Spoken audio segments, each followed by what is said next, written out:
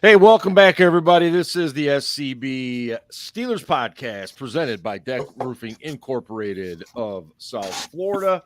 We are, of course, part of the Variety Sports Network. And, of course, the show originates from the Bradshaw Bourbon Studio.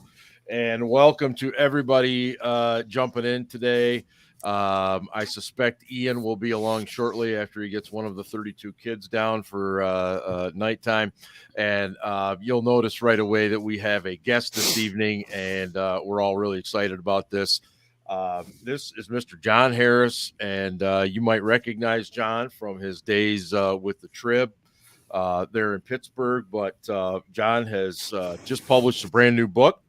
It is called Tomlin, the soul of a football coach, and I wrapped up reading it just a couple hours ago. And John, you have done a lot of stuff in a lot of different places. I think you're based out of Austin now. Yeah, I'm down in Texas. Been down here the last 6 years. Oh, left good for Pittsburgh. you. Left Pittsburgh and came down Good to Texas. For you. You enjoy it down there? Yeah, once I got used to the heat, nice place to be. Nice place to be. Yeah, it is. It's I've had the good fortune to be down there a few times. It is great. But let's welcome in Ben Scarps is here. Like I said, Ian will join us. And welcome to everybody watching live, and hello to everybody that will listen on their own. John, I want to ask you right off the bat, one of the things that struck me about this book, and it's right here, everybody. This is what it looks like. And you can get that at Amazon.com. And the thing was, the amount of people that you spoke to for this book, I don't know how you kept it all organized. Do you have any idea how many people you ended up talking to? I'm thinking probably around 100 or so. And I didn't use, I could have probably written 2 books. I have a lot of material that I wasn't able to use, but I really wanted to. When I covered Mike, with the Trib, mm-hmm.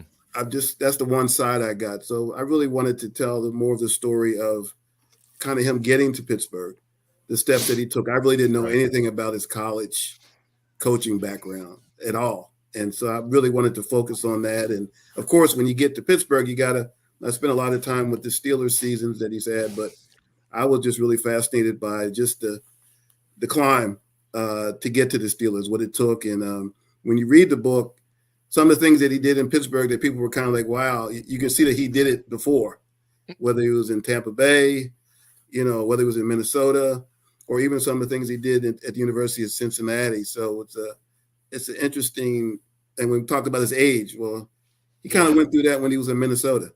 And also especially in Tampa Bay with John Lynch, who was actually older than him. That's right. And kind of that was his test, and he passed that test. So I remember when he came to Pittsburgh, everybody like, what's this 34-year-old guy going to do? And he had kind of already gone through it in a way, but the Steelers were different. The Steelers had won a Super Bowl, so you're dealing with a different level from his age standpoint. And could he hold up, facing that type of a locker room, a veteran locker room? I seem to recall that James Ferrier was older than he was as well, wasn't he? Yeah, and I think they played against each other. That was the other thing. He played against Ferrier. He played against James in his college career as well, yeah. Yeah, he played against Rondé Barber in Tampa. So, yeah, there was an interesting my thing was just kind of trying to imagine that at that time, a really young guy dealing with these guys who are kind of looking at you. And, as everybody knows in Pittsburgh, the team was, as a lot of the players and the people I interviewed said, they really were expecting Russ Grimm or, Ken Wisenhunt to get the job. So you kind of had to forget the age. He had to overcome that as well. A locker room of guys who didn't know him. And, to be perfectly frank, some that didn't want him. And, in dealing with that, and I'm sure he was aware of it, but he's singly focused on, as he says, trying to make the team better, trying to make the players better, and trying to win. I thought Tony Dungy was perfect for the forward, considering their relationship. And just the way that Coach Dungy kind of laid things out in terms of how that whole process happened with Tomlin eventually getting the Steelers job and how much it meant to him having been a former Steeler. It just struck me. I thought it was really, really cool. I was when I read the Ford, it was surprising to me that when he got fired and went to Indy, he wanted to bring Tomlin as a defensive coordinator, and that was after 1 year, and I didn't know that, which to me would have been pretty remarkable in itself. But Tampa Bay wasn't letting any of their defensive coaches, Monty Kiffin, for obvious reasons, they didn't let him out of their contract, so they all stayed in Tampa. Yeah, I forgot about that part of it, that he stayed down there. Ian, welcome to the show. Glad to see you. Thank you. I made it. Yeah, and if you guys, you or Scarps or Ben, again, if you have any questions for John related to the book, please jump in. Yeah. So, John, thanks so much for joining us. Nice to meet you. And what was your biggest surprise as you kind of put everything together? And, obviously, Mike Tomlin having a very public job, but I think, a lot of us don't see things kind of behind the curtain as much as this book, kind of reveals a little bit. So what was your biggest surprise as you put the book together? I think how the job search came together. There's a chapter devoted to the Rooney Rule, and a lot of that factors into this. And when I was covering the search and the team, so we're in Pittsburgh, so we're Pittsburgh centric, so we're kind of looking at it from that prism, and that chapter really kind of shows there were other forces at work. And the other thing I have to say, I would just say Dan Rooney. I knew Mr. Rooney, spoke to him every now and then. After writing the book, I wish I had spoken to him a lot more. His commitment, just fearlessness, just the way he approached, not only that hiring Mike Tomlin, just the way he approached, the way he ran the team. I mean, to me, is beyond commendable. And I was hoping to portray that in the book, to let people know. I mean, he's beloved in Pittsburgh, but I want to let people outside of Pittsburgh know just who he was. And he was the driving force behind the Rooney Rule. And as it was said, when he passed away, and then before that, when he, went to Ireland, it really lost a lot of momentum and steam. And it's hard to believe that one man could have that influence. But he was so well respected by fellow owners. They didn't always see eye to eye, but they respected him. They would hear him out. And his involvement. So I don't know, that may be the biggest surprise. I knew him, but I didn't know him. Just how respected he was around the NFL. And just, there's a part in here which was stunning to me, that John Wooten, who actually replaced Chuck Noll on the offensive line with the Cleveland Browns. So that connection is very deep. And when they had their annual meetings, Dan Rooney didn't know who Mike Tomlin was. And every year they would meet and they would present potential candidates. And Mike Tomlin's name was on there, but Dan Rooney didn't know who Mike Tomlin was. And in a later conversation, John Wooten asked as a favor, because he and Dan Rooney went back, could you just go talk to this guy, Mike Tomlin? And because of the relationship they had, the respect they had for each other, Dan Rooney actually flew to Minnesota and met with Mike Tomlin before coming. Then we knew when he came to Pittsburgh. I didn't know that. Nobody really knew that. He went to Minnesota, met with him, and then was so impressed, he calls back John Wooten, tells him, hey, I got to bring this guy to Pittsburgh. And then it goes from there. So he didn't know anything about Mike Tomlin other than his name on the. I mean, he only coached 1 year in the NFL as a coordinator with Minnesota. He was like the rest of us. All of us remember those moments after Coach Cowher had moved on, and I think so many people just assumed it was going to be Russ Grimm. And boom, Mike Tomlin? Okay, defensive coordinator. I mean, we didn't know a lot either. No, it truly came out of the blue in so many different ways. And I think that chapter will tell folks a lot about. I really try to do a step-by-step process with each of the interviews, each of the candidates, what they brought to the table. Bill Cowher actually made it easier because they thought it may have been a little bit longer before he actually officially resigned, but he kind of resigned that week right after the season. And that way he resigned on a Friday, and the Steelers interviewed Ron Rivera that Sunday, like 2 days later in Chicago, because they were getting ready for the playoffs. Yeah.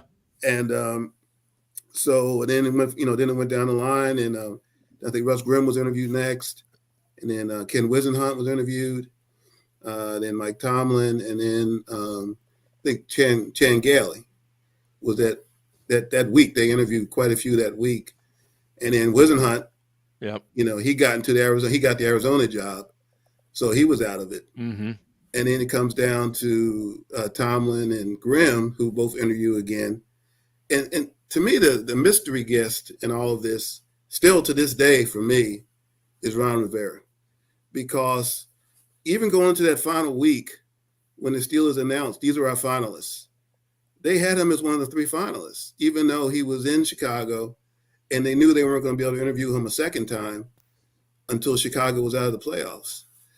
And I talked to Cyrus Murray, who's one of the attorneys with the Rooney Rule. He told me straight out that actually, according to him, according to what Dan Rudy told him, that Ron Rivera was actually his second choice, which I was like, okay. And I forgot about Rivera. Yeah, so, he was like, he was the mystery guy that no one really, because he was still playing, and I don't know if they had lost. Would they have brought him back for another interview? I don't know.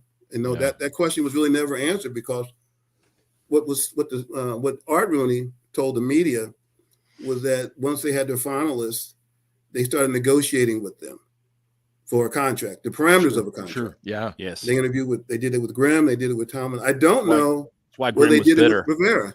That was never. No one really ever asked him that. So I don't know if they actually had presented him with one or not. So that to me is like the great mystery in this search. Was he really that serious of a candidate? Right. And just basically once they won, and they still didn't want to wait another week, because if they had had to wait another week, it would have been 2 more weeks. 2 more weeks. Before they went to the Super Bowl. Yeah. The Senior Bowl was that week, and I figured they just say, you know what, we gotta pull the trigger. We gotta get going. Yeah. We are. So John, in your opinion, and I'm just asking your opinion here. I'm not really asking for a factual response. Yeah. Was Mike Tomlin a candidate who came in? Nobody really knew who he was, but they sat down and they talked to him, and he was so impressive that they said, "This guy is going to be a head coach. If we don't hire him, somebody's going to." And so they made the decision based upon the fact that he was definitely going to be a head coach. Yeah. And that maybe they could catch lightning in a bottle. That's always the impression I've gotten reading about that process. Well, the interesting thing about it is he really fit. He fit the narrative.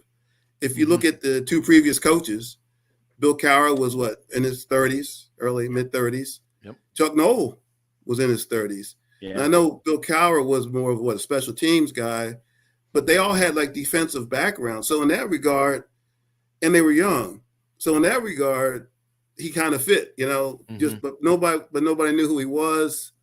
So we just weren't thinking Mike Tomlin. No, they can't be. This guy was 1 year in Minnesota. It's like, really? And so I think, the media was surprised. Russ Grimm, he didn't really fit the narrative in that regard. He was an offensive coach, and he was older. He was almost 50, but he was well loved with the organization. Oh, yeah. Players wanted him, and I think that's another thing about Dan Rooney and the Rooneys in general. They don't really care.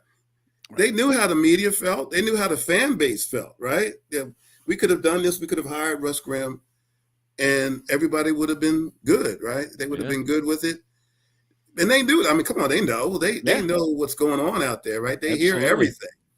And in spite of all of that, They hired Mike Tomlin. It's just like when they hired Bill Cowher. Joe Green was a finalist, and Exactly. they hired Bill Cowher instead. They just and Joe Green was hurt. He left the team because of that.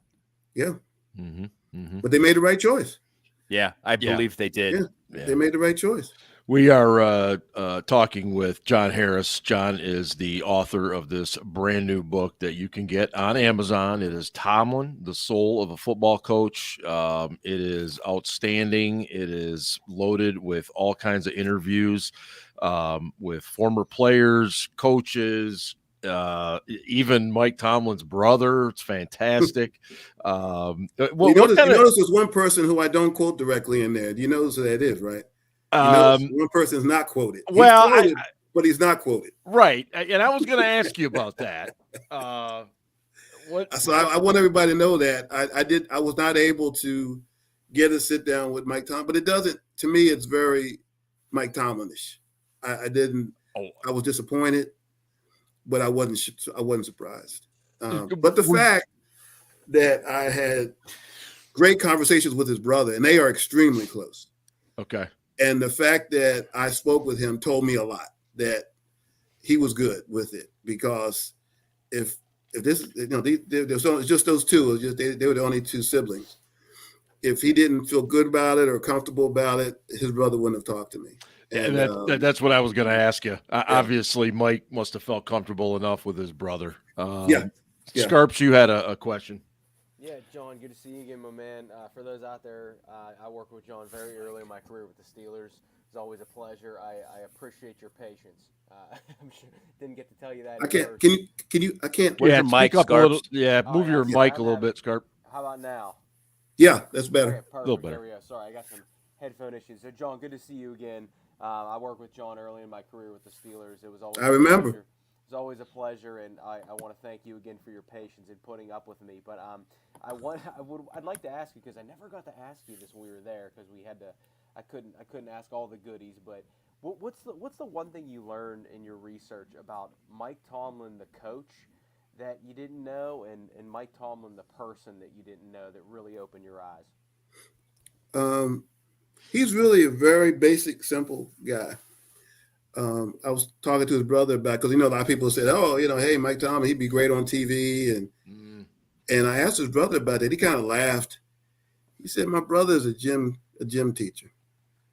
He basically said that he's a coach.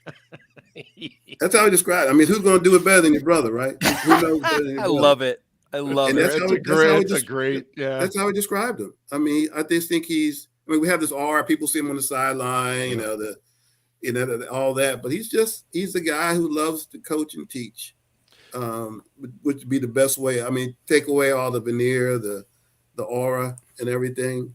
I mean, he could be a high school coach. I mean, he's just a coach. He loves football. He loves it. He wanted to be an NFL player. It didn't work out. This is his thing. He said he never got over that. So that's kind of one of the things that's driven him throughout his coaching career. He wanted to he was a wide receiver. I mean, I think that's one. I know I'm hearing this stuff now, but with George Pickens, and he talks about that. He has a special affinity for wide receivers. He played it. He was kind of like a George Pickens. I mean, if you read some of the stuff in there, he was trash talking and with teammates and opponents, and that was his thing. So I think in a sense, he understands. I mean, I think what George Pickens doesn't know. There has to be limits to what you do, but I think he kind of can deal. He understands the thought process in that regard. So we'll see how that plays out over the time. With Pickens, if he drops all that, grows up a little bit more and just goes out and performs on the field. But he definitely wants to try to relate to his guys if he can. And as you see, people talk about Antonio Brown. Well, I mean, he was great in Pittsburgh and, flew off the handle. He flew off the handle in Pittsburgh too, but he flew off the handle and was very productive. He really wasn't, well, he was okay with Tampa Bay. Yeah. But he wasn't the Antonio Brown that we knew him. I mean, those are some phenomenal years that they got. The parts about Coach Tomlin playing at William and Mary. I thought you detailed that really well, talking to some of his former teammates and stuff, and Oh, his yeah. former roommate, the quarterback, and Yeah. it's so fascinating for me to because we see Mike Tomlin so often on the sidelines, and we see that, and then to read about him trash talking with some of these guys and the way he was in practice, and it just I eat that stuff up. That's great. I mean, I opened the book with Dan Quinn, who's the Dallas Cowboys defensive coordinator. Well, he was a first-year assistant coach at William and Mary, and I opened the whole book with it. And he gets invited to this frat party by Mike Tomlin, who's a senior. So think about that for a minute. You got a coach. He was young, his first year, but you got this player. Hey, come on, Q. And he called him Q, not Coach Quinn, Q. We're going to take you to this party. And Q said, okay, let's go.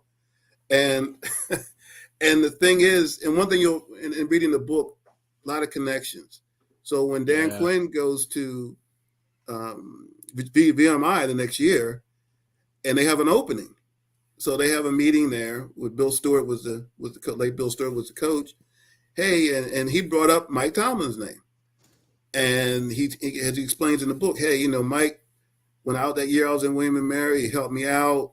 He made my transition easier. So if I had an opportunity, I was going to do the same thing. He did the same thing in Miami, when Tomlin interviewed for the defensive coordinator job in Miami, and Dan Quinn was an assistant in Miami, and I think that was maybe Nick Saban's last year. He was the coach, and he didn't get that job. But again, Dan Quinn kind of stood up and pushed this guy. So there's a lot of connections, and reciprocating. Bill Stewart's son, Blaine, was who's in the book, was a kid when Mike Tomlin was at VMI, but he was an assistant on the Steelers staff for like 4 or 5 years, a few years back.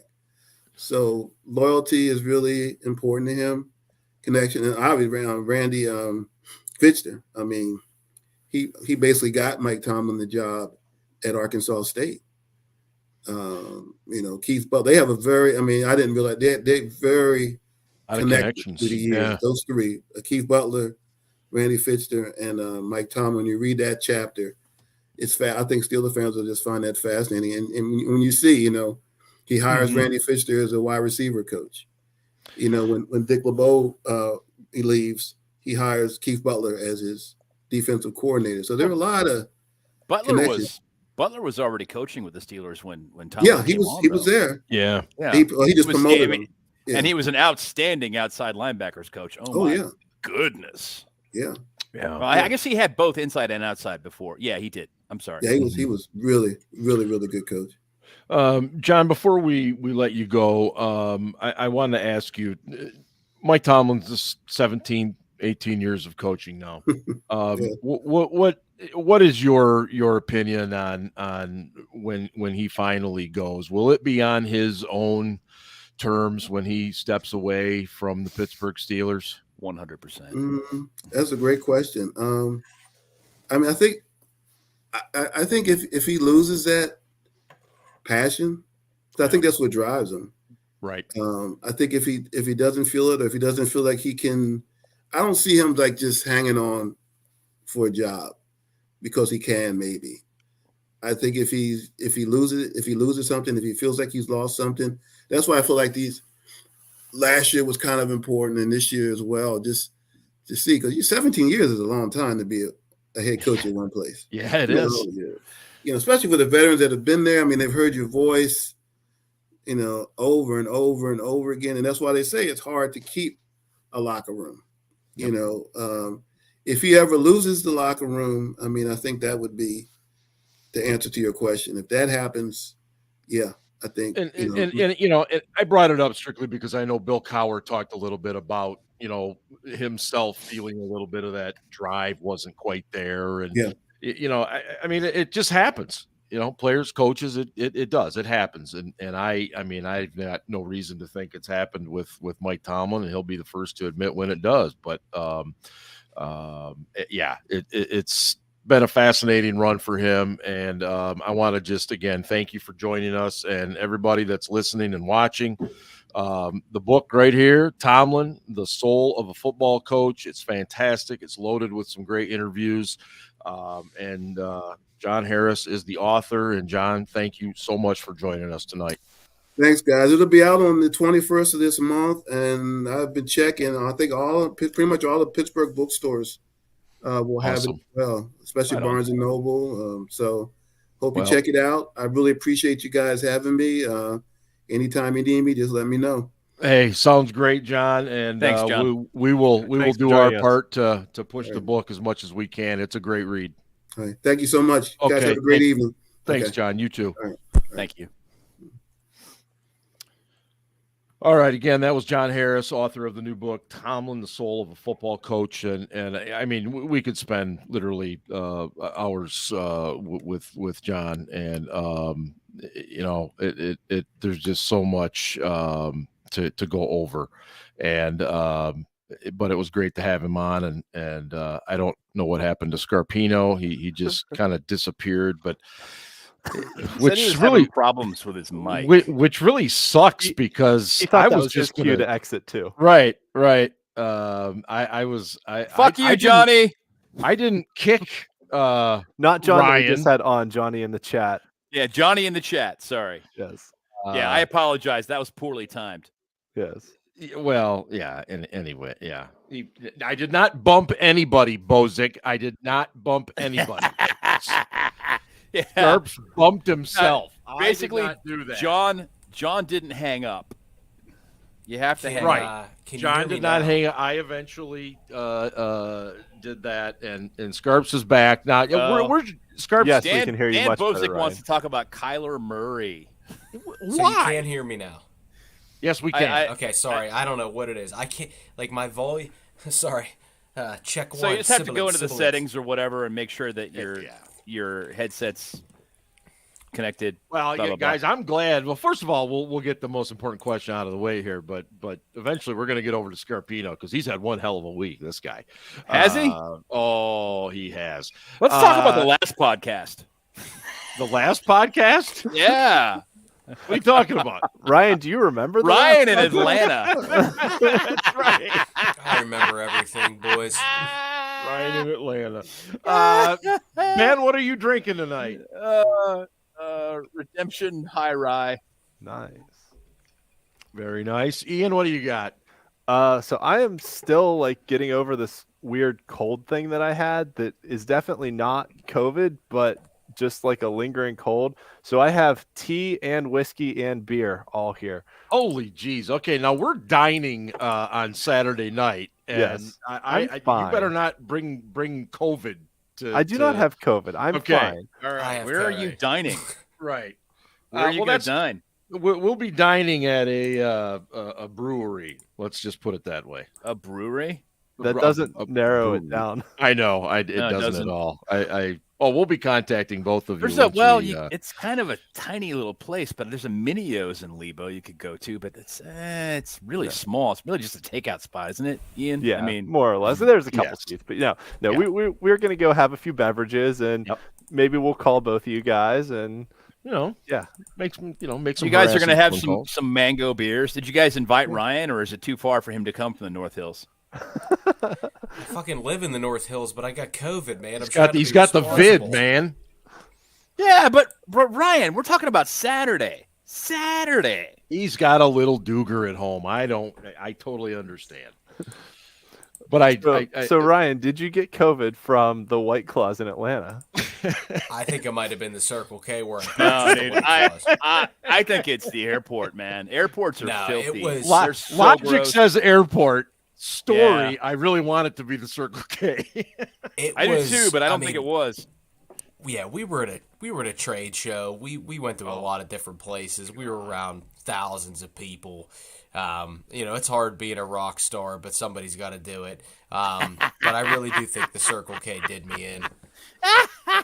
Well, speaking of, in your performance, definitely contributed to your performance on the podcast last week. That's right. That was glorious. It's always hard when you're not on your usual location. It is. It's just different. But Scarps, you had a hell of a week, and you really pissed off the Pickett fans out there, man. by laying down some facts, and they weren't having it. Yeah, Ryan, why didn't you tell people the truth? Fucking hater. Yeah, facts and context is not, that's not something that the Pickett maniacs enjoy. And my whole point of what I said was that, in case he's going to touch on this a little bit later, but my whole point was putting things in context. Yeah, Kenny Pickett is clutch in those moments, but he's also terrible for the first three quarters. Right. And I did a little digging because Pickett fans are saying that Pickett he's just like early Ben. Just like early Ben, No, early Ben, early on. Not Ben, Ben had 53 game-winning drives in his career, and he had, similar numbers early on to Pickett, numbers-wise. But the average number of points that the average number of points that the opponent had in Ben's 53 game-winning drives was 20. And the average number of points in Pickett's 7 game-winning drives that the opponent has is 13. And so I was bringing that to light and pointing out that Pickett, although he does these things and he wins these games, they're not scoring a lot of points. And the defense is keeping a lid on it, which means that you can suck for 3 quarters if the defense does its job and you have the opportunity to do these game-winning drives. So when you think about, that's a 7-point differential. And if you think about all these games, if the opponent had 20 points, I don't really know if the Steelers could have even come back in some of these games. It's been ugly. And, for those people saying that, Roethlisberger wasn't that good early on and he had to learn and blah, blah, blah. In Ben's rookie year, he outdueled the New York Giants by a score of 33 to 30. And it wasn't just that. Ben had an. But I'm just saying. So just let me finish this. But my point is, only one time have the Steelers won a game when Kenny Pickett starts when they allow more than 20 points, and that was earlier this season against the Browns when the mighty Kenny Pickett-led Steelers had about negative 30 yards in the fourth quarter. So you got 2 defensive scores. Just got to work on your delivery a little bit, Scarps, and then people will listen. You're taunting them with it. You just got to stop. You just got to stop taunting people with it, and they'll listen. They will. Some will. They're Kenny lovers, and they think that you're taunting them with these stats, which you are, and that's all really. So, my friends, Dan and Johnny, who are in the chat right now, will tell you that I'm not the person to lecture you on this because I'm kind of a dick myself about that stuff. But no. Oh, wait a minute. Newsflash. What I am saying is, if you want to get the point home, don't be like Ben. Be like Ian instead. But I want to point out a couple of things real quickly. One, Ben's rookie year, he had a ridiculous yards per attempt of 9.2 at quarterback. It was fucking ridiculous. Now I got to wait for Scarps to get his goddamn his headphones back on. You can hear me? Okay. Now, and I want to point out one other thing to you, Mr. Scarpino. I threw out a similar stat about one Rudy Rudolph, Mason Rudolph, about how he lost every game where the defense gave up more than 16 points. And in fact, the one time that the defense gave up 16 points, he tied the fucking game versus the worst goddamn team in the fucking NFL, who were starting corners who have been on the street literally the week before, and you still defended the fucker. So try and see the Mason Rudolph defender, the Kenny Pickett defenders through the lens of the Mason Rudolph defender, and you'll be okay. It'll come back. All right. Yes, Ian, please. I just have a slight addendum to Ryan's point. Oh. Not a disagreement, just an addendum. Okay. Ryan used the game against the Giants as an example, which, yes, Ben outdueled fellow first-round pick Eli Manning to the tune of, a 33-30 victory. But that was a pretty bad Giants team, especially on defense that year. In the Meadowlands. In the Meadowlands, yes. The more impressive victories were the back-to-back wins over the Patriots, who had won 21 games in a row, where he threw multiple first quarter touchdowns to put them up, I think 14-3 on Tom Brady, who was the defending Super Bowl champion.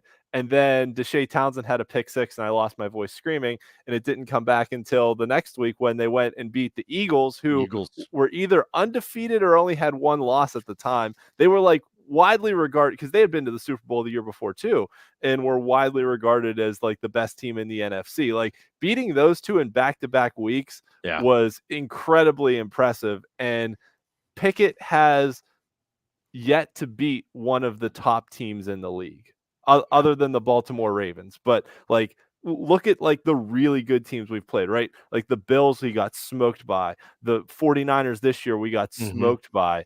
The Houston Texans. The Texans. Well, okay, and it's they're not like they're one a of the really best good teams in the league. team. They're just a team. The happen to have Eagles a last quarterback- year, we got smoked by. They have a quarterback who is going to be a very good quarterback. I'm fucking so jealous. But you know, they're not a great team. Well, I think that Scarp's point, if you just look at the point in a vacuum, is correct. If the defense gives up 20 or 21 or 22 points, but unless the defense is scoring points too, we're kind of screwed. Because the one time that we've put up more than 20 points this season, we got 14 from the D. And let me add. No, wait a minute. I'm sorry. I take that back. The Raiders game. I apologize. That's incorrect. Yeah. The 20 that ended 22-17, I think. Right. My question is this: can Kenny Pickett bring this team back from a substantial deficit? In other words, by substantial, I'm going to suggest 2 scores. Not without a turnover from the defense. Right. And until that happens, I'm not going to say he can't. No, I won't. I'll never say never. What I will say is this: the jury is still out on this kid. It's difficult to say he's going to be really good, or even okay. I'm going to use a different word. It's difficult to say this kid's going to be a respectable starter. Okay, he's not one yet. Let's just be honest. He's not one yet. He hasn't put together a complete performance yet, ever. And it's difficult to project that he's going to be able to because of the performances we've seen thus far. And I'm not trying to say he's not going to do it. I think if he has good offensive line play and maybe a better play caller, you know, we're going to see a better quarterback, and he'll grow as a player as well. And we'll see, you know, some better football. But I'm not. Here's a guy. I'm a little dubious, you know. When he came in, I thought that he was going to be. Before he was drafted, I said he's going to be a bottom 10 quarterback for his career. Said that on this show, and you know, then he became a Steeler, and it's like, well, now I have to hope the guy is not a bottom 10 quarterback for his career, because obviously he's going to be our quarterback for at least the next 4 years, potentially 5. And then, you know, we'll see what happens. If all these quarterbacks keep getting injured, he might work his way up to like 16th in the league. Right. I honestly, I mean, dude, the guy is, have you seen his, but so that's, he's regressed since last season. So he really has. And that's the thing about that. And I want to be real about this. And we're going to talk again, Casey's going to touch on this, but there is a very, very good chance that we have already seen everything we're going to get out of Kenny Pickett in his career. Unless, I wouldn't say that. Very, very good, really. And I'm give me a second.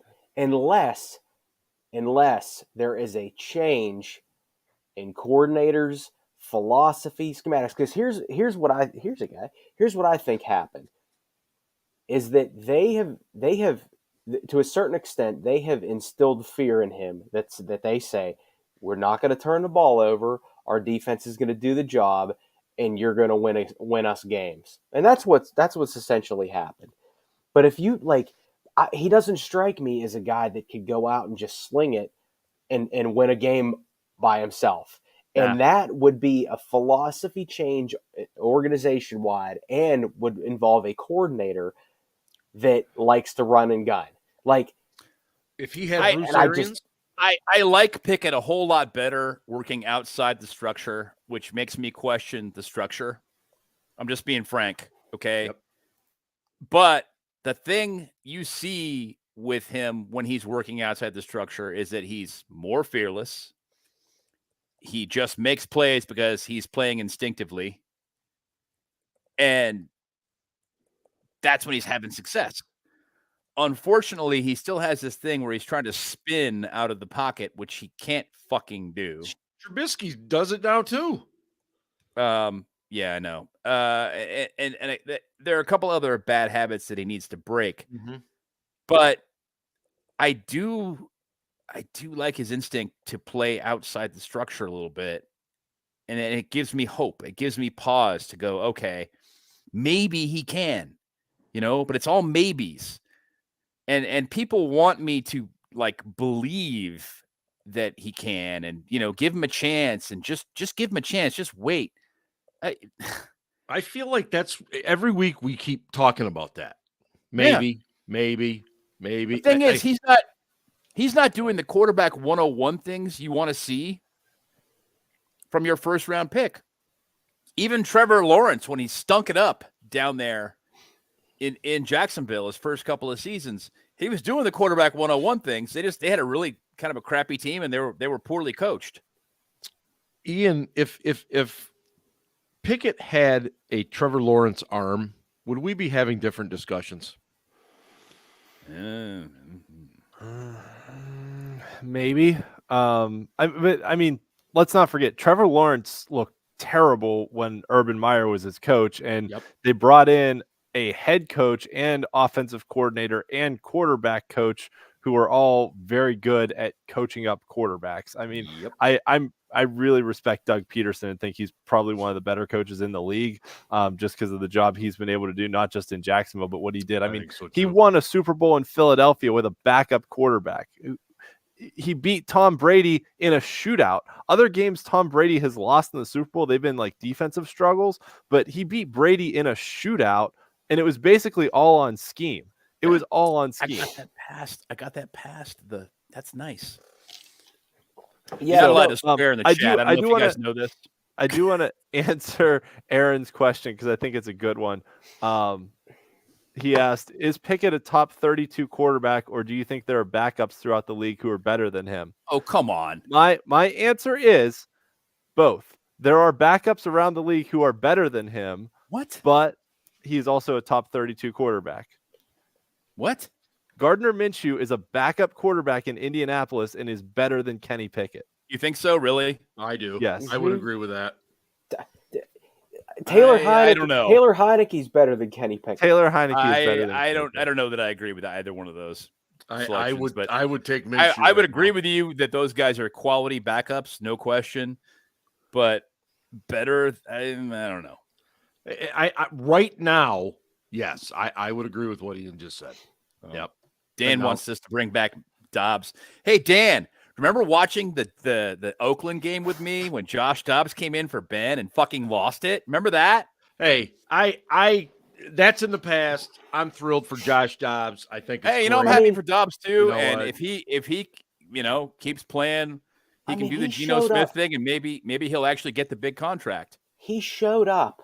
He showed up in Minnesota, and 5 days later, he was playing with scrubs. Dudes he didn't even know. They were literally like Kevin O'Connell was literally instructing him from the sidelines with that 20-second window. Yeah. And he went out and won the game. Kenny Pickett gets every practice rep every week with guys like Deontay Johnson and George Pickens and Najee Harris and a revamped offensive line and absolutely blows for 3 quarters.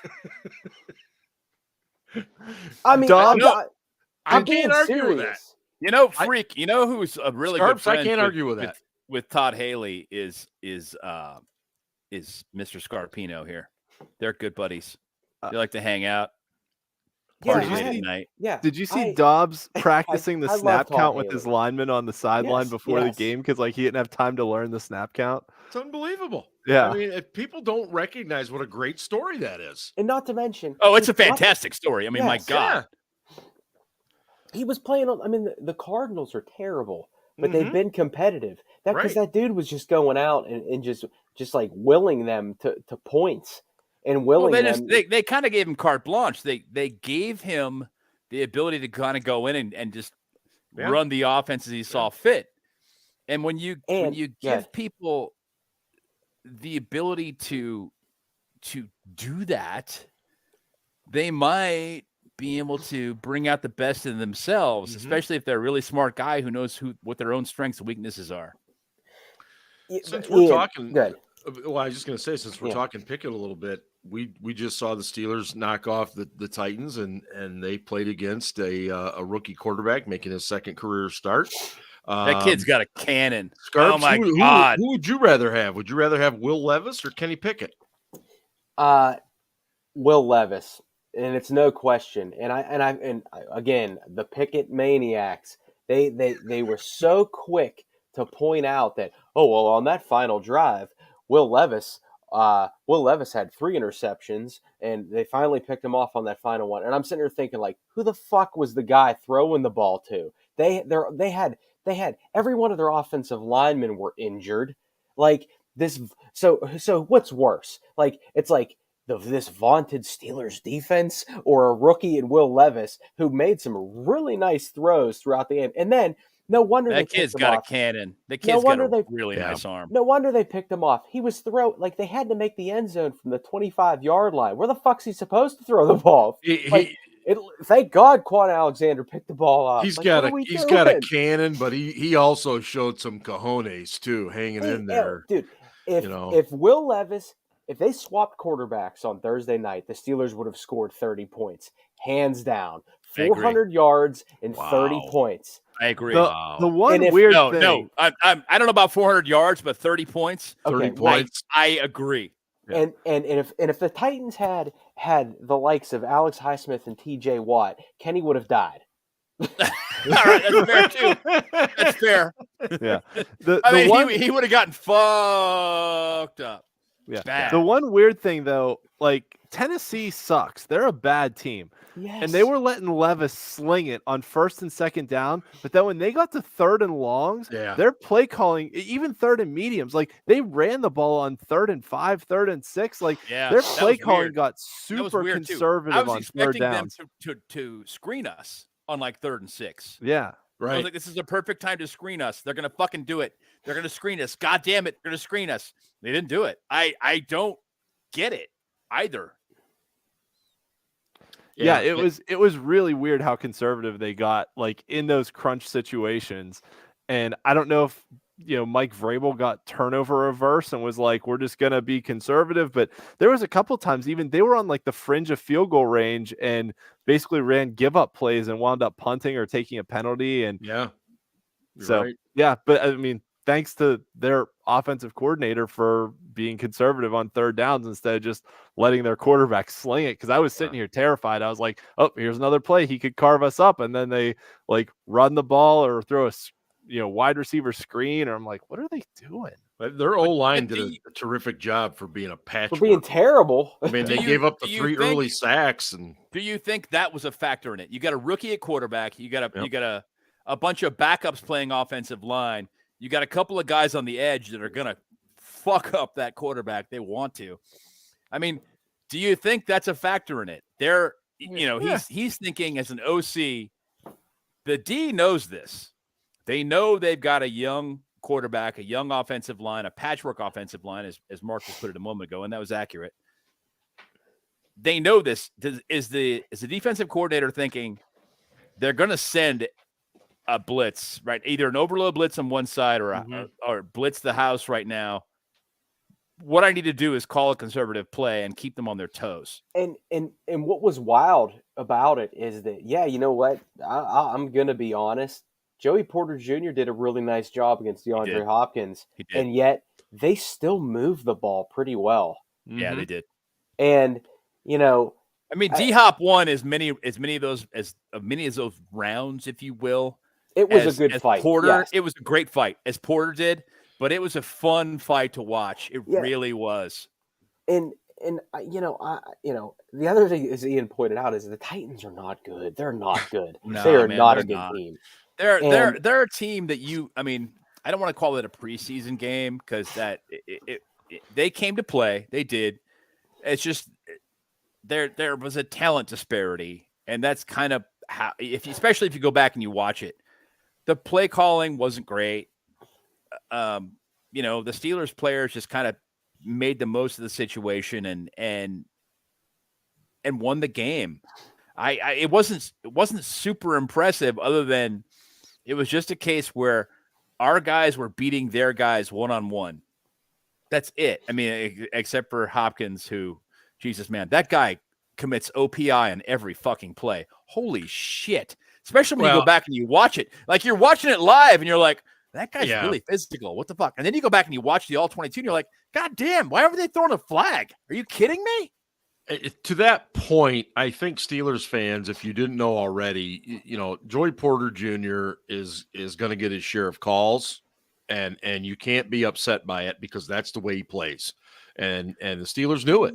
Steelers knew it coming in, and he can get better at it. Don't get me wrong. He can get better at being less grabby, but he's going to get called. And and he can grab other places too. Mark. Sure. Right? Like he can grab, instead of grabbing guys up high here, he can grab them by the hip and pull back a little bit. You get away with that shit. Yeah, he'll learn that shit. Yeah, absolutely. Ian, you had a point about Matthew Canada. Oh yeah.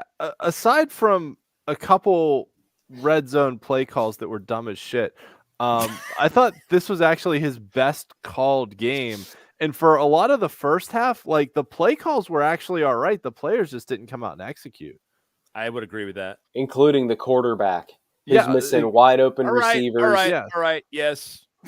Yeah. So I mean, you're right. I have been as hard on your Canada. Tone. This is why people hate you.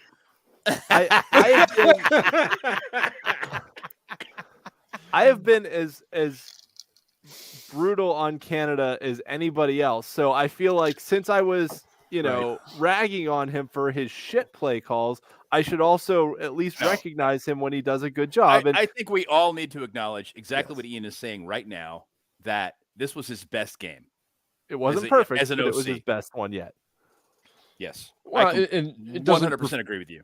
Doesn't perfection for an offensive coordinator lie along that fine line of, are my players actually executing? Yes, there are bad calls, but as we know from like the Jags game where Pickett actually made some pretty good throws and balls were dropped, the plays were there, players don't execute, but has he been better the last couple of weeks as a play caller? I think so. I do. I don't have a problem saying that. Is it going to continue? I don't know. What's Freak doing? Is he on a roll here? The Freak's always on a roll, but no, he brings up a good point that they're afraid to attack the middle of the field because they're afraid of turnovers. Oh, it's disgusting. Yeah, and even if Muth comes back, like, they still don't attack the middle of the field. Like, it's just what it is. And like, I posted CJ Stroud's passing chart the other day, and like the guy was just all over the field, and he was just fearless. And of course, earlier the Pickett maniacs were like, "Oh, the Steelers are never going to be in a position to pick a guy like CJ Stroud." It's like, nobody told him they had to take Kenny at 20. Nobody told him that. Right. So like, what why is it always something else? And you know what? Okay, my tone's wrong. I believe in Kenny. He'll get it right next year when he's 87 years old. Hey, easy. Well, sorry, I was going good, but then But why in the hell can't you take Darnell Washington? And I know sometimes there's question about his hands. Yes. You mean to tell me he can't run 6 to 8 yards off the line of scrimmage, box out a guy with his 6'8" frame, and catch a ball over the middle? I mean, And come catch a on. little tiny ball in his giant 12-inch hands. Yes. He's behind that other guy. I don't even know his name. Rodney Williams. Oh, No, I know what you. I can't get no respect.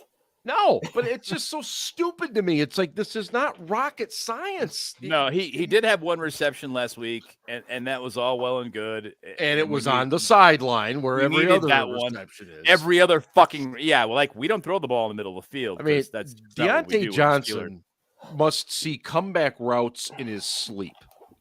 I mean, the poor guy. Hey, Deontay, we need you to run a bunch of. And I'm comebacks, afraid that what's going to happen is DJ's contract is going to expire, and he's going to go, "Fuck this, I'm out." Would you blame him?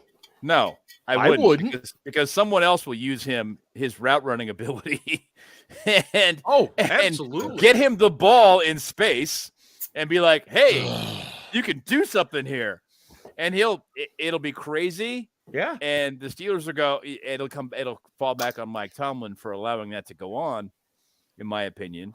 But, could you imagine Deontay with like Patrick Mahomes? Oh my God, dude! Especially at a scramble drill with Mahomes. Yes.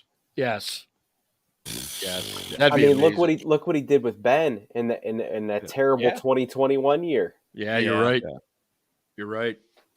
Let's talk a little bit about Pickens. I'm not going to spend a lot of time on it because I don't think it's that big of a deal. But Pickens was pretty pissed off after the game Thursday. 2 receptions, -1 yard. Went through his social media spat and then said, "Hey, you guys can't take a joke, whatever." Ian, are we revisiting like Antonio Brown again? What is this? I don't know if I'd go that far. He's young, he's immature, and I don't know. It's just stupid all around. And I know Tomlin doesn't care about social media, but the players do use it to make statements about things. Yes, they do. So it wasn't nothing, but I don't know if it's something either. Young kids do stupid things. They get frustrated, and he didn't see a lot. This is 2 games in a row now. He hasn't seen a lot of targets. And I jokingly tweeted out before the game when they announced that Matt Canada was going to be on the sidelines, like, how many drives will it take before George Pickens punches Matt Canada in the face? Because not getting the ball. And so I don't know. It's stupid, but so to interrupt you, Ian, I'm sorry, but Scarps, I want to ask you this question. Yeah, go to Ryan. He's the PR expert. Well, I when that shit starts happening, are you guys the first ones on the horn? Do they say, "Hey, we really need you to get a hold of 14. He's looking like an asshole on social media"? How does it work? I thought about this over this during this week because it's totally different. It's just totally different than it used to be. The social media thing isn't what it used to be. And there were guys, Martavis Bryant, for example, good for him. He signed with the Dallas Cowboys practice squad. But do you remember when they drafted, who was it? What receiver did they draft? And he was like, "That's not my replacement. That's Sammy Coates' replacement." Like, remember that tweet? That was Bryant, wasn't it? No, it was Bryant that tweeted it, but I can't remember. Juju. It was Juju. Yes. Good call. It was just like one of those things where it was like, come on, man, like what the fuck? But so I'm not going to say that Steelers, players never did that thing, but it's, this is even though they got guys like Cam and TJ or whatever, this is a very, very young team, and this is the type of behavior that is just equated with the younger generation. And, yes, we had to tell guys to delete tweets or don't say that and don't tweet that or don't do this and that. But, I know it's wild that to even think about that, but, sorry. You got to tell grown ass men that they, I know. Social media. No, I know. But the thing about it is that he said he separates social media from football or whatever, but he deleted all of his Steelers posts. he said, "Free me," after a game where he didn't catch a touchdown pass and didn't really do much other than that. And like who are you kidding, dude? Like we fucking get it. Like we get it. We know that you think you're the best receiver ever, but the problem is though is that he thinks he got it all figured out, and he doesn't. He doesn't have it all figured out. He is not a good route runner. He's good at go balls and back shoulders and making some highlight plays, but that's about it. Deontay Johnson's wide receiver one. It's as simple as that. I would agree with you. He's good at running posts and corners and nines, which is just a go ball. Yeah, and it's just, but no, George Pickens is not the first person to do something like that, but it's a repeated pattern with Steelers wide receivers, and you can't deny that. It is, but I think it's league wide, and it's just the position. The position. I'm not saying it's not. You're right. Yeah. What Ian said is correct. I agree. It just seems to be something about the position that it just breeds it. I don't understand it. Look at Stephon Diggs. You want to talk about a fucking asshole? Oh my God. He knocked over a fucking security guy who was looking the other way when he caught a touchdown. He knocked him over and looked at the guy and said, "Get the fuck off me." Yeah, Get the fuck up. He said, "Get your ass up." But I don't know. Get your ass up. What the fuck's wrong with you? But people were saying that facing the other way. He was facing the crowd, man. He did say it. That he was on a mic saying it. But they were saying that that his teammates said that. But regardless, it's not a good look. I agree. Nah. And Diggs did the same thing earlier this year of like deleting all the Bill stuff from his Twitter, and I mean he wanted a contract and stuff, but I don't know. I think you're right about the position though, that it's just like when you've got these guys that have to go out there basically on an island and operate one-on-one against the defensive back and then make a play pretty much all on their own. It breeds that diva mentality of like, I got to go out there and I got to do this for myself, and I'm the greatest that there is. And it just, wide receiver is probably the most separated position from the rest of the team. Like that's the reason you never see. Yeah, cornerback. Well, you're literally on an island. You're on an island. And I think that's really good perspective, Ian. That really is. Yeah, I don't know, but I don't, like I said, I don't want to spend. Are we going to talk about the Packers tonight at all? And well, we're getting there, Ben. In an hour. Yeah. Well, here's we had the interview, so we went a little longer. Right. We can go a little longer. It's fine. The Packers have not been good. They're 3-5, but Jordan Love has thrown 6 TDs and 0 picks the last 2 games. That concerns me. Because before he had been 8 TDs, 8 picks in the first 6 games. They have a good run game. And they can run the ball a little bit. So I don't think this is just one you put in the win column. I expect another dogfight type thing. So if you look at another rock fight. Yeah, if you look at the stats. Absolutely. Which I know the Kenny Pickett haters don't want to look at the stats, according to Ryan. But if you look at the stats, the Packers are actually better than the Steelers in pretty much every category, whether it's points per game, yards against per game, run defense, pass defense, rushing offense, passing offense. The only area that they're not better is record. And I think it goes back to like what Bill Cowher always said, that the line between 10-6 and 6-10 is very thin. Yep. And like right now we're 5-3 and they're 3-5. And like statistically they've been better, but they just haven't closed out games. And they've lost a couple games on fourth quarter comebacks and game winning drives that other quarterbacks have had. But to some bad teams, like they lost to what Atlanta they lost to, that's not very good. Yep. Gave up the lead. Yeah, I don't know. Green Bay has a pretty good pass defense and a bad run defense, but knowing us, we're going to probably come out and try and throw the ball because we're idiots. So who knows? I mean, if it was me, I'd go back to, the game plan from the end of last season, which is you pound the rock with Najee 25 plus times, give Warren another 10 carries, and then basically only make Pickett throw the ball when he absolutely has to. I wouldn't hate it.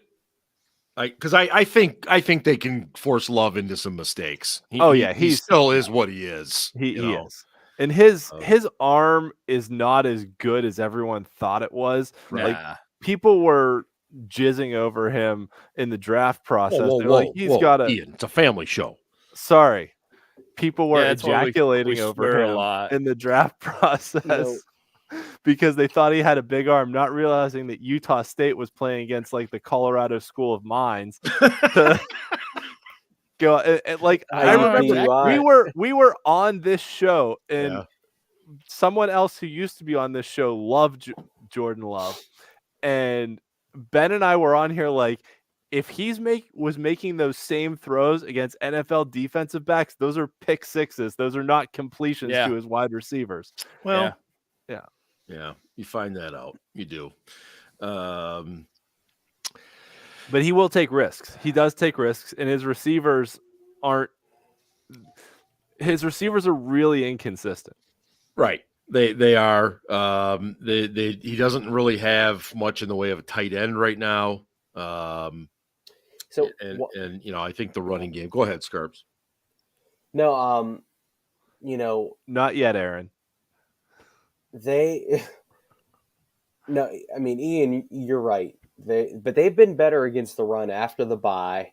A couple injury notes. Christian Watson is full, so that's big for them. Yeah. But Jair Alexander didn't practice yesterday. Kenny Clark has been limited, but as we all know, there are no gimmies in this league, Nope. especially when you're the Steelers. But Jordan Love is a project, but he's same age as Pickett. So we got the battle of the projects. This is a big game for us. Battle of the project quarterbacks this weekend. We got Jordan Love, who I didn't think I needed to mentor him. He didn't have a mentor in Aaron Rodgers and Kenny Pickett, who we have a question for Ben here. Didn't have anything. But yes, Aaron, I would start Aaron Jones this week. But the thing about the thing about the Packers is they're kind of like us. They have talent. They have talent in a variety of spots. Yep. But they have lost to the Falcons. They've lost to the Raiders. They've lost to the Broncos. Like they're whatever. But they got good running backs. They have talent at receiver. Their defense isn't that bad. But Ian, I agree with Ian. We should probably run the ball 40 times. But knowing us, we're going to go okay with out. Knowing us, we're going to go 3 and out on the first drive with 3 straight throws. They'll never expect it. And it'll be just like every Steelers game the past 2.5 years now. Yeah. I think this is a big one for them because after this they got the majority of their games are on the road. Games at Baltimore, at Cincinnati, at Seattle, at Indianapolis. At Cleveland. They got to get a W in this one. I have every intention that it will be a rock fight, as Ryan likes to call it. But in any case, are we ready to do predictions? Well, does Ben have any thoughts on the game? We haven't gotten Ben wanted to talk about the game, and we got to get his analysis. My analysis is first of all, Freak, you're going to get coal in your stocking because you're never going to get one complete game in all 3 phases from this team, my friend. No, I am sorry, Freak. You're not. Especially, I'm sorry from the offense. You're not. It's just that they're gonna play like shit for 3 quarters. Hopefully, Matt Canada will call decent game, which he did last Thursday. Yeah. Got to give him props. And maybe being down on the field was a good thing for him because maybe communicating with players and saying, hey, what are they doing? What's going on? Getting that feedback was good. I don't know. But he called a much better game. I agree with Ian 100%. Wasn't great. Mm-hmm. It was, and I called this as soon as I watched it the second time. I said it was better than bad. And then when I watched the all 22, I was like, it was better than bad. It wasn't great. It wasn't inspiring. There was nothing inspired about right. the way that game was called. But it was better than bad. So, yes, what we should do, as Ian and Ryan have already pointed out, is run the ball like 40, 50 times. I don't know if we will. We'll see what happens. Our defense needs to play opportunistic ball. They need to force a few turnovers. Yep. We're not a great run defense, and I think with losing Cole Holcomb, we're going to be even worse. I really do. Although, Robinson might play this week. I like Roberts. Well, Mike, and I know Mike doesn't say much, but Mike acted like Mark Robinson's not going to be a factor. Maybe that was just gamesmanship. He didn't want to say anything, But wait, Sunshine Steelers Twitter told me that Mark Robinson was going to get huge opportunities. Did he even get a snap last week when Holcomb went out? Here it is. You know what? Now the Mark Robinson lovers are going to come after Ian because of that comment. Hold on. I have been advocating. This is an awesome comment from Johnny, by the way. Fuck you, Johnny. Awesome comment, Johnny.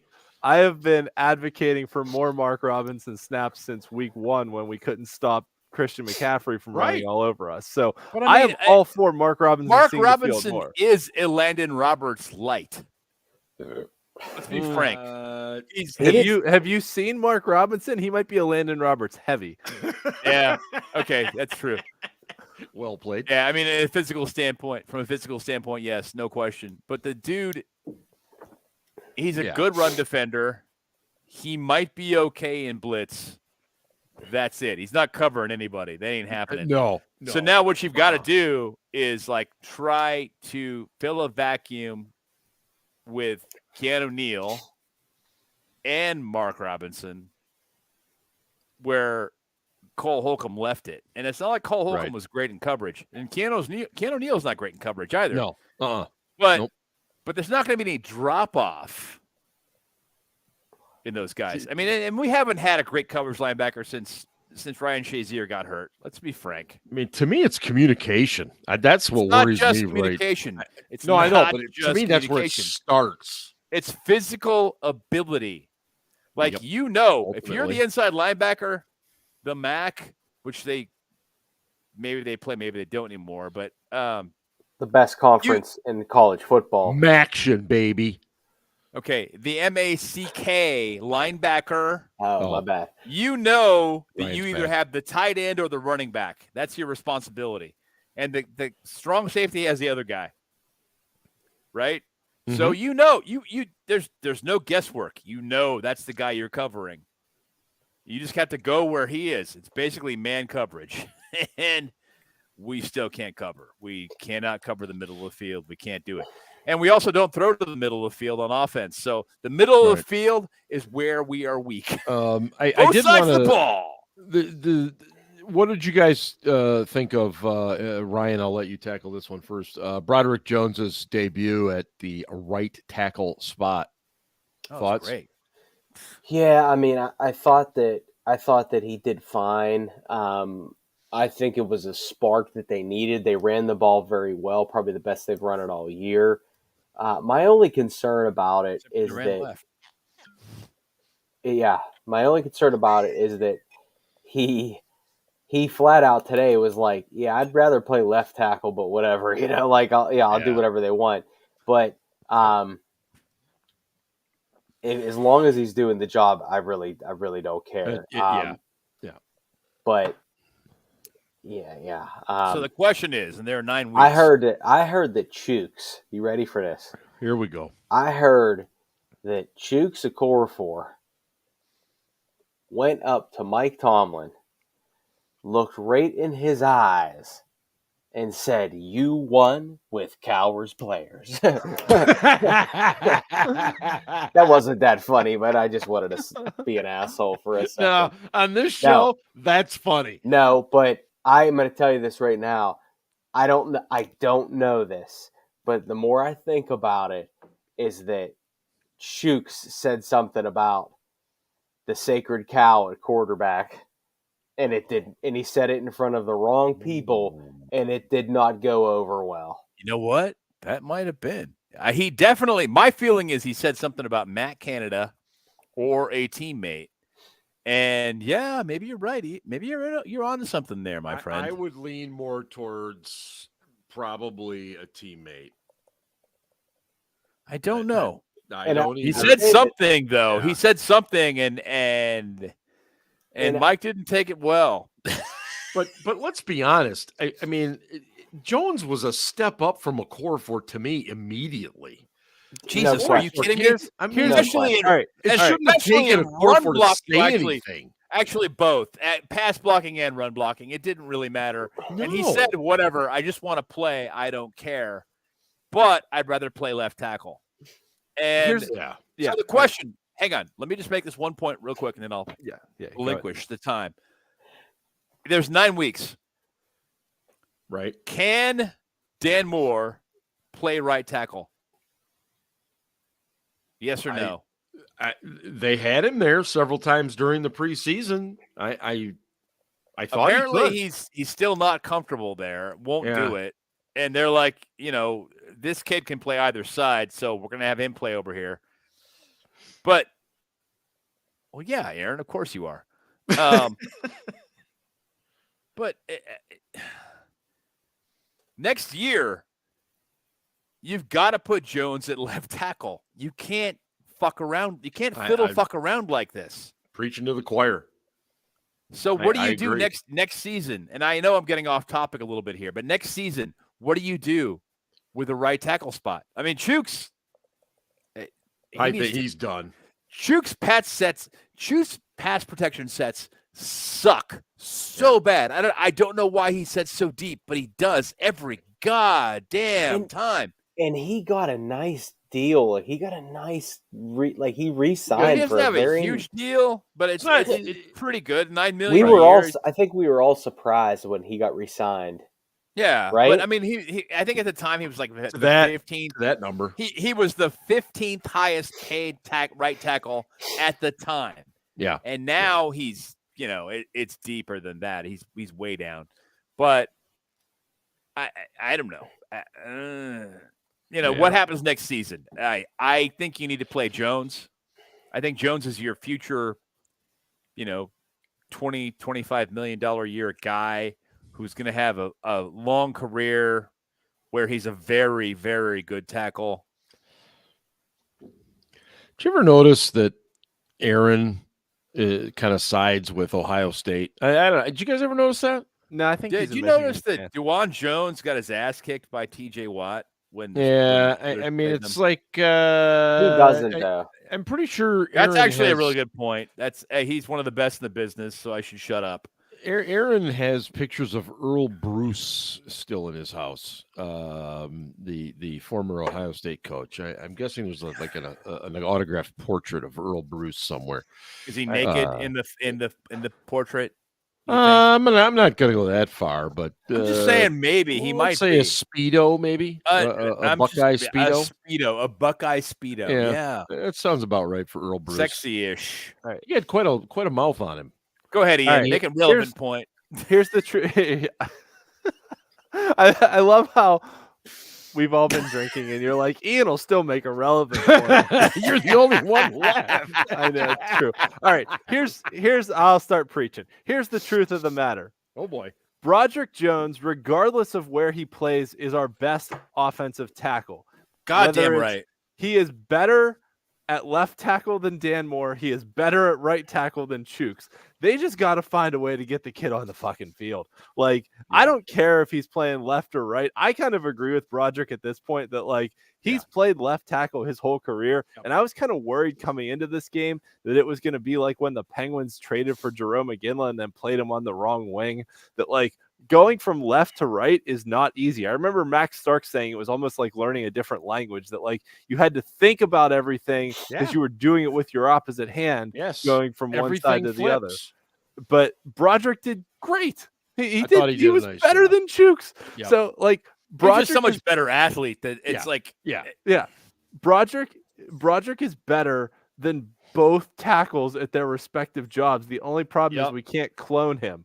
The better solution possibly would be to send Darnell Washington to every buffet in Pittsburgh and turn him into a left tackle and keep Broderick at right tackle. And then all of a sudden we drafted our 2 tackles of the future. But I'm getting ahead of myself. I would love nothing more, but we'll see. And Darnell Washington is another guy who's a gigantic human being and also a great athlete. So he is bigger than, like, his measurables are bigger than Broderick Jones. Like, I know. He is taller. The only thing he doesn't do is weigh more, but he is taller. He has bigger hands. He has longer arms. Yep. It's like everything. Yeah. And these are 2 immense human beings. Yeah. Just and out of the last 3 first-round picks, Broderick Jones is already the best of the bunch, and he has a higher ceiling than any of them. And that kid can be an all-pro. There's no question in my mind. He does have an awkward shape. Remember that basketball video where he's like huge up top and he got no ass and like no legs, but like he's doing pretty good. You know what I mean? So like he's got a low center of gravity though, man. Yeah. So, he's got a low center of gravity, and when you're 6'4" and change, having a low center of gravity is a really weird thing. And a great asset at offensive tackle. I'm just saying. And when I'm probably gonna get one too, even though I'm fucking sick as hell. But it's all right. But I just I said this at I what? Nothing. 8:27. Yes, Benjamin. 3 hours. Thanks. 11 minus 3 is 8. I love you. Anyway, but we talked about this on the show, and I said it's no big deal if he doesn't start right away, and he didn't. And I didn't think it was a big deal. But now you know what you got.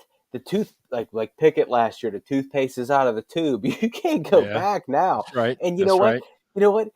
Like, I used to joke and say, like, what could Polamalu ever really say to somebody? Remember the time he fought Ray Rice?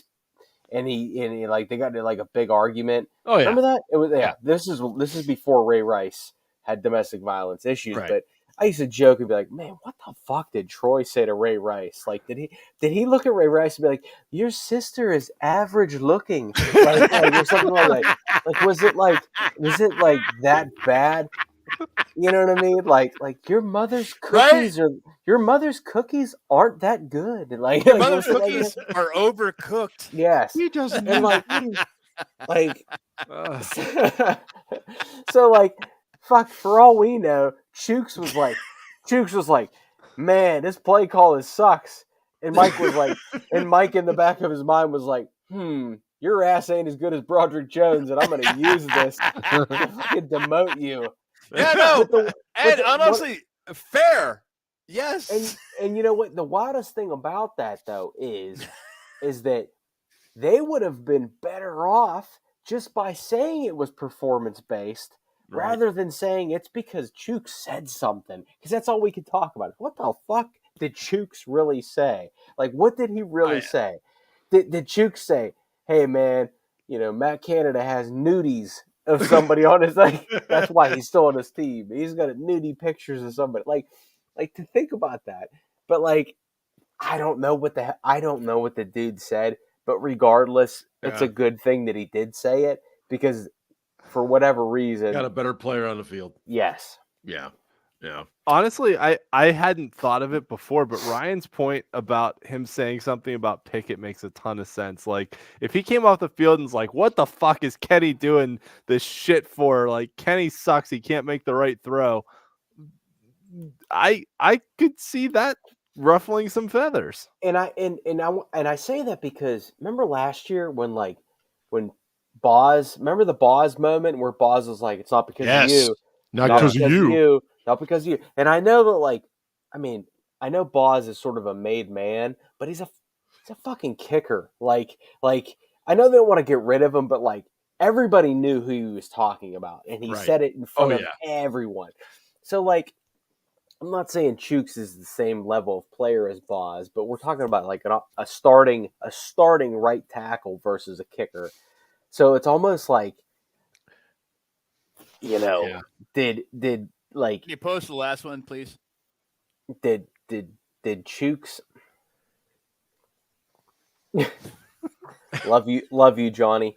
But no, I don't know. It's And just Dan. it's just a weird. Here, I'm gonna go get a Yingling, and can we wait until I get back for predictions? You can talk about how fucking terrible I am. Well, what I'm gonna do is I'm gonna go to Ian and Ben for predictions, and then you There we can go. go, and then we'll have Casey.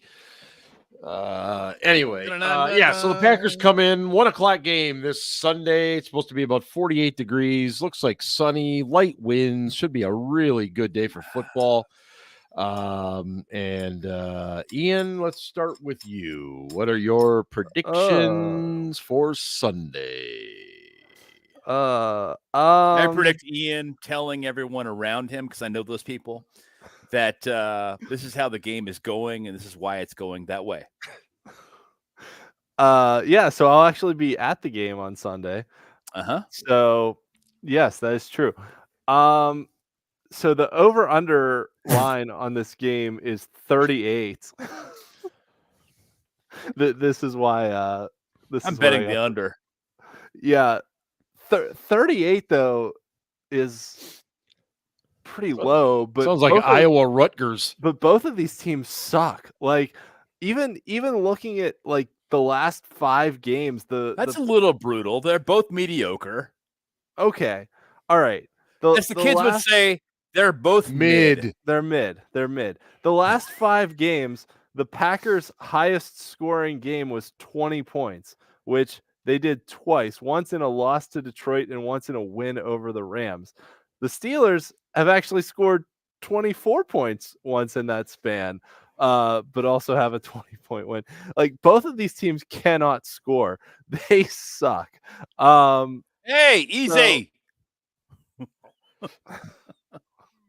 And your prediction I is? know, I got to make a prediction. This is going to be like a field goal fest, I feel like. I'm going to go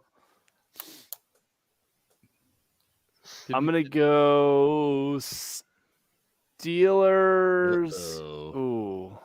Did Mason Crosby retire? I don't know. He's still there. It's got to be like 90.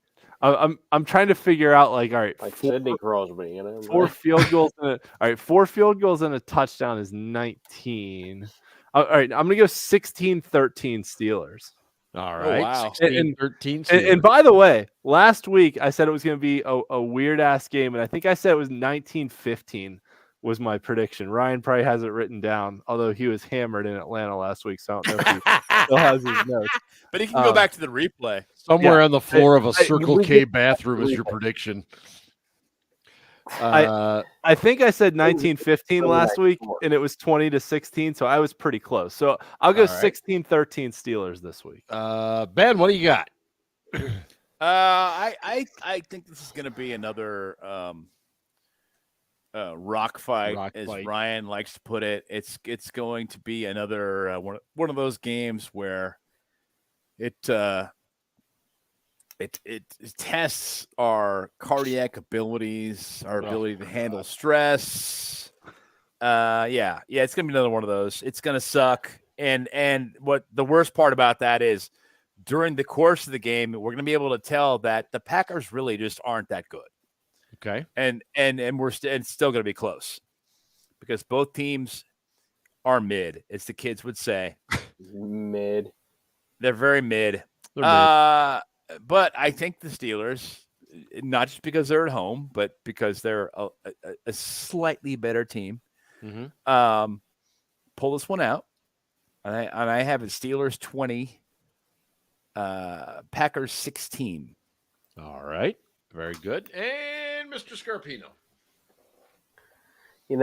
I'm a big history guy and I'm a big numbers guy. And the last two times these teams faced off in Pittsburgh, 2017, the Steelers won. 37-36 on the Mike Wallace touchdown. No, that was 2013. Well, that was 13. That was 2009. Or So it was 2009. 2017. In 2017, it was 31-28 Steelers, and then in 2009, yes, it was 37-36. Another one-score game If won they by Mike Tomlin. if they even combine for 36 points, I'm going to be stunned. I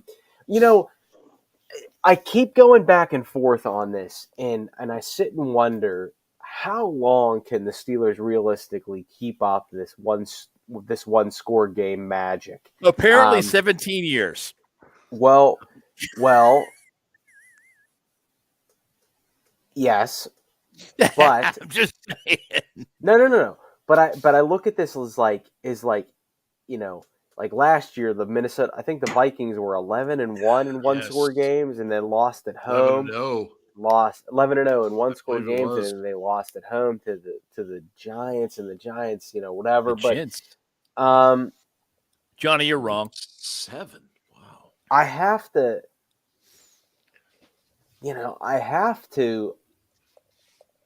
I have to keep picking against the Steelers because it's been working. Oh boy. Dick. What a hater. No, you're gonna say a dick, but like I wouldn't be surprised if this was all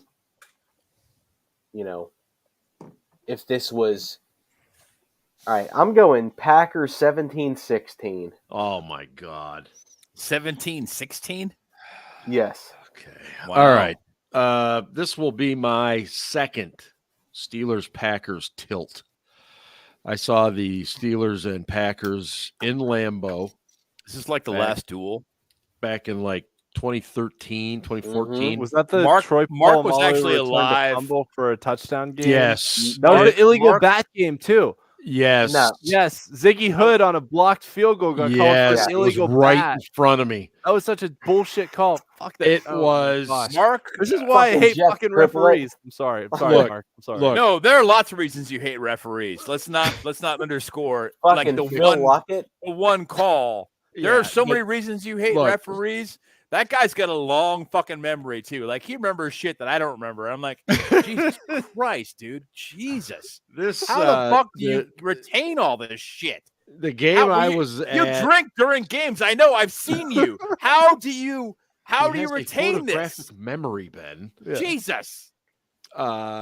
Anyway, the game I was at Lambeau Love you guys. was probably the most perfect football environment I've ever been in. It was about 24 degrees. It snowed the entire game. That sounds perfect. And I got into my seat, and this old woman behind me, probably yeah. in her 70s or 80s, she taps She was me on the mean. shoulder. I got all my Steelers gear on. She's all Packers stuff. And she says, "Is this your first time at Lambeau?" I said, "Yes, ma'am, it is." And she says, "I would like to welcome you here. We love to have visiting fans here. We just love it. And I hope you have a great time." I said, "Oh, thank you very much." And she says, "But we're going to kick your ass." And she was very funny the whole game. And I got to know a lot of great people. And thankfully the Steelers won that game. But I'm going to go in this one. I'm going to go another one-score game, 22-16 Steelers. 22-16. Yep. 20. So I agree with Ian. I think there's going to be a lot of gotta- field goals. A lot of field goals. I got So- a decent. Sorry, go ahead. Oh, I was saying, Mark, my lasting memory of a Packers fan at Heinz Field was the 2009 game where they threw or Ben hit Mike Wallace in the corner. Yep. There was a Packers fan sitting right in front of me, and every play that Ben dropped back, he was like, he would scream like pick, interception, pick, throw a One pick. of those guys. And Ben threw for like 500 yards and no picks that game. And 503 it was yards. just hilarious that every time he was like, pick, What a pick. dumbass. And I was like, and I'm sitting there like, he didn't throw one the entire game. So, Oh, that's yeah, wonderful. that was a hell of an ending though when Mike Wallace caught. Oh, it was amazing. That was yeah. a great game. That Totally. That was a great pass and a great catch, and yeah. Troy was injured for that game, and Tyrone Carter started, which is why they carved. But he had us 2 up picks, so didn't bad. he? Not in that game. No, I that was want the to Broncos say. game. Okay, you're right. Yeah. No. But Carter had a couple of big plays that game. He did. He may have. He got absolutely roasted that game, but Yeah. In the passing game? yes. Casey He was Kasem not good. ready to go? All right. Oh, yeah, at any Casey. rate, I'm We're only- sorry. we're No, only wait. an Brian hour didn't. 35 in. Did Yeah. Ryan give a prediction? Oh yeah, he picked the He did. Packers. He's got the 17-16. Packers. Yeah, Ladies and Ryan gentlemen, did, man. As live usual. from the grave is Mr. What a hater. Casey Kasem. Hater. I got a good story about that Packers game though. Can I Which tell one? it first? The 2013 game in Green Oh, Bay. please do. So yeah, Steel Dad mentioned it snowed the whole time. It was the most no question. If anybody asked my favorite game of my time there, it was definitely that. You couldn't have written it better. The thing about that night though, and I'll never forget this, is that we had our media dinner that night, and I was already a little tuned up, and I decided I decided to watch Dick LeBeau at the team meeting recite the Nightmare Before Christmas. Not the Nightmare. What the hell did I just say? I'm dumb The night right before now. Christmas. The night before Nightmare, you Christmas. jackass. Sorry. That's the movie. Right. This is Halloween. I'm sorry. No. So, but Dick LeBeau used to recite the night before Christmas. Yes. From memory. And that was on Yeah, that and game it was on was- the 23rd, I believe. And LeBeau was just the smoothest cat of all time. That dude definitely got laid. I'm just saying. So I'm a little buzzed up, and I go into the the meeting, and LeBeau does it, and I'm like, oh man, like it was just such a beautiful moment. And Tomlin sees me, and he waves me over, and I was like, oh fuck, he's gonna think I'm drunk. Like this is terrible. And he goes, Ryan, I need you to do me a favor. I said, what's up? He goes, hey man, earlier this week, Mike McCarthy said that we don't need Aaron Rodgers to beat the Steelers. And I said, yeah, coach, I know all about it. He goes, cool. He goes, go print that article off and fucking slide it under every defensive player's door. Now at this point, I go up to the front desk, and everybody from Wisconsin is very nice, and they get They're me lovely people. They get me a printer. I print off all these articles. I get a fucking Miller Lite bottle to go, and I go on my way. And I slid these Pro Football Talk articles with the fucking headline, Mike McCarthy, we don't need Aaron Rodgers to beat the Pittsburgh Steelers. And I slid them under every fucking defensive player's door. Kiesel, Hayward, Timmons, Cortez Allen Pickett. Polamalu, Ryan Clark. And I'm like, I mean, I wanted to run through. I fucking put one under my own door. I'm like, let's fucking go. I forgot I did that. So after drinking more, after dropping them all off, I went to my hotel room, and I'm like, what the fuck is this? I was like, yeah, fuck you, Mike McCarthy. Anyway, that was a good moment. That was a fun time. That was a fun time, and we ended up. I mean, we gave up 31 points, but who gives a fuck? Anyway, it was an amazing game, though. It was just awesome. Anyway, that was a memorable trip for many reasons. But I just anyway. Hey, Casey's Coast to Coast, American Top 40. Wait! I was told that bulletin board material is not real. Oh fuck, bro. Remember in the 2001 AFC Championship game? Because of 9/11, there was no break in between the AFC title and the Super Bowl. Remember that? Right. That's right. Cowher told the players to bring their luggage with them. in the AFC Championship game. And you remember who fucking used that? Bill Belichick. Bill And if Belichick. you don't think so if Bill Belichick is using that shit, everybody's using that that's shit. right. Goddamn right. So that's why guys like George Pickens should shut their fucking mouths and not say anything. Right? For fuck's sake. Oh my God. Okay, listen. I'm sorry for interrupting Casey. Can we do that? No, again? it's okay. It's okay. Casey's I gotta get another beer for this. Go for it, Ryan. American Top 40. Hello, everyone, and welcome to the week that was November 9th, 1982.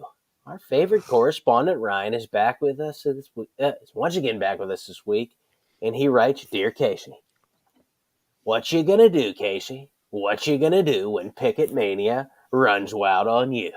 Oh, yeah. Casey, I learned the hard way this week not to mess with the Picket Maniacs.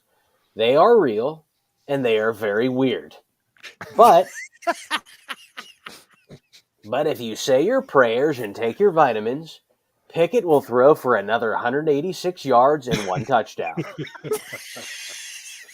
Pickett Maniacs have no shame, Casey. They'll move the goalposts as far as they want and as often as they want.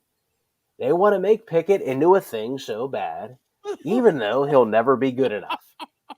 He's just like Ben early on. Wow, there's a stretch. Ben didn't suck for 3 quarters and then turn it on. He was consistent and then turned it on. Anyone with a set of eyes, Casey, knows that Pickett is nothing like early Ben. But Casey, you just have to give him time. Let him develop. By the time he may or may not develop, he'll be 33 years old. The window of opportunity is not always open. We're spoiled because that window has been open more often than not. But if you look around the league, the Steelers' consistency is the exception, not the rule. Hey, Casey, when Pickett starts, the Steelers win 60% of the time. When Mason started, the Steelers won 55% of the time. Mason has better numbers than Pickett, but he went to Oklahoma State, so he sucks. If Kenny didn't play for the University of Pittsburgh, the team that shares a facility with the Steelers, literally the same building, and let's say he played for UNLV, there would be no Pickett Mania. They would want him gone. But it's okay, Casey. He's Kenny Clutch. He's 4th quarter Kenny. Despite him having the fewest passing touchdowns out of any quarterback that's ever thrown at least 600 passes in this league, Kenny is him. You cannot critique him at all, or the Pickett Maniacs will send you DMs. That's right, Casey. Because I said the defense has kept them in games, which has allowed Pickett to have game-winning drive opportunities, I got threatening DMs. Scarpino don't like it. Rocking the Casbah. Well, Ryan, you should know better to criticize a grown-ass man that has more than 20 starts under his belt. He'll get it someday. You're just a hater. Up 11 spots this week to number 38. Here's the Clash with Rock the Casbah. And he's got a Yangling in his hand. Oh, there we go. Oh, God. All right. It's holy shit, an hour and 43 minutes. Okay. All right. Let me recap by saying thanks so much to John Harris, who joined us at the beginning. Yeah, that was John's great. Brand Thank you, new John. book is Tomlin, The Soul of a Football Coach. You can get it if you're in the Berg, just about any bookstore, but you can also get it on Amazon. Check it out. It's great stuff. I'm very glad and thankful to Rachel Marble, who got this for me, sent it so I could preview it a little bit. And it's great. Tons of interviews. I highly recommend it. But for these guys, that's it. This is the SCB Steelers podcast presented by Deck Roofing Incorporated of South Florida. And hey, go Steelers. Hey, by the way, fuck Rashard Mendenhall for bringing this shit up again. Yeah, he's about a the fucking Packers. asshole. Yeah, what about that shit? Oh, Okay. yeah, we should have talked about that. He's Yeah. a Ravens Ravens favorite. suck. Ravens fucking suck. Thank you. Again. One of the least All right. favorite people I ever interacted with. Good dick. Out.